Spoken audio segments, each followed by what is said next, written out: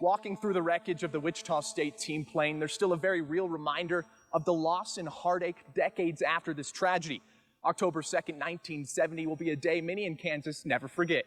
McClinton turned his family's hopes into reality. He went on to graduate from Wichita North High School and then the University of Kansas, and he then had an 8-year career with the Chiefs. There's still so much wreckage here from the Wichita State team plane on the side of the mountain. And throughout the debris, there are several memorials.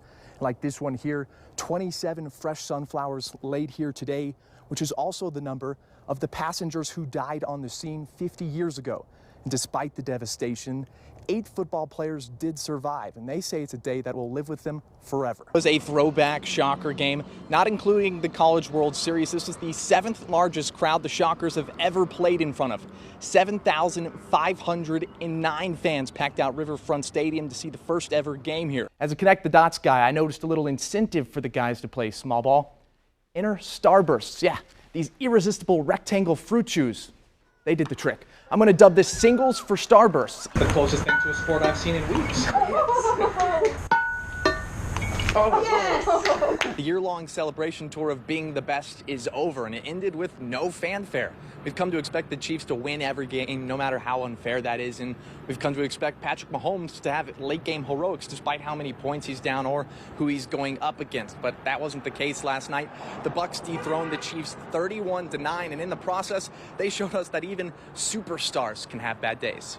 There were less than 1,000 people here today at Farmers Coliseum, which meant at times it was weirdly quiet, and at other times, the loudest people in the place were Mizzou fans masquerading as Eastern Washington faithful. Chris Kleiman didn't have to build up a program. Bill Snyder already did that. K-State has won Big 12 championships, and in fact, they have the 3rd most Big 12 wins this decade. But that shouldn't overshadow what Kleiman's been able to do. In just over a calendar year, he has the Cats back in a bowl game, sitting at 8 wins, and they were 3rd place in the Big 12.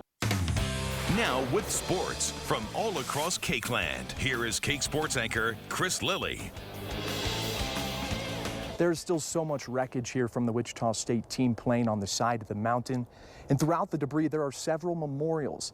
Like this one here, 27 fresh sunflowers laid here today, which is also the number of the passengers who died on the scene 50 years ago. And despite the devastation, 8 football players did survive, and they say it's a day that will live with them forever. It's been 50 years since Rick Stevens played football in Cessna Stadium at Wichita State University. Being here, the memories come rushing back. Then the junior offensive lineman was full of promise and hope. But on October 2nd, 1970, that all changed.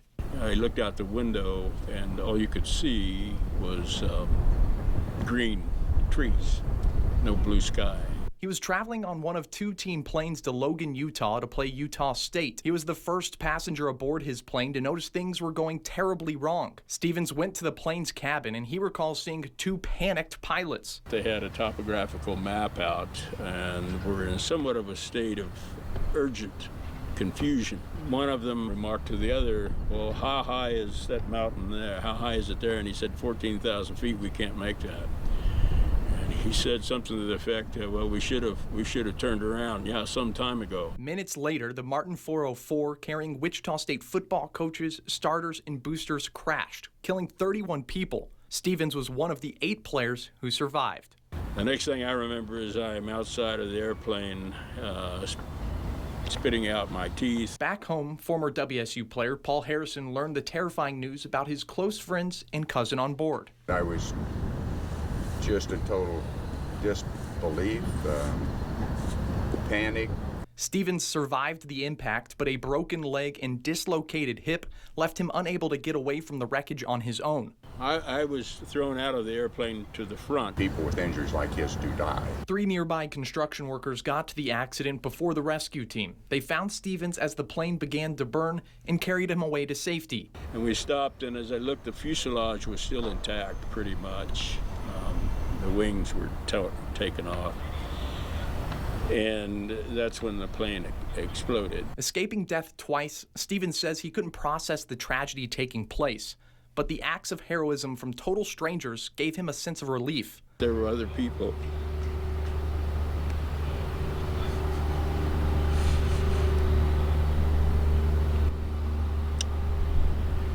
who cared enough to risk their lives, and they did.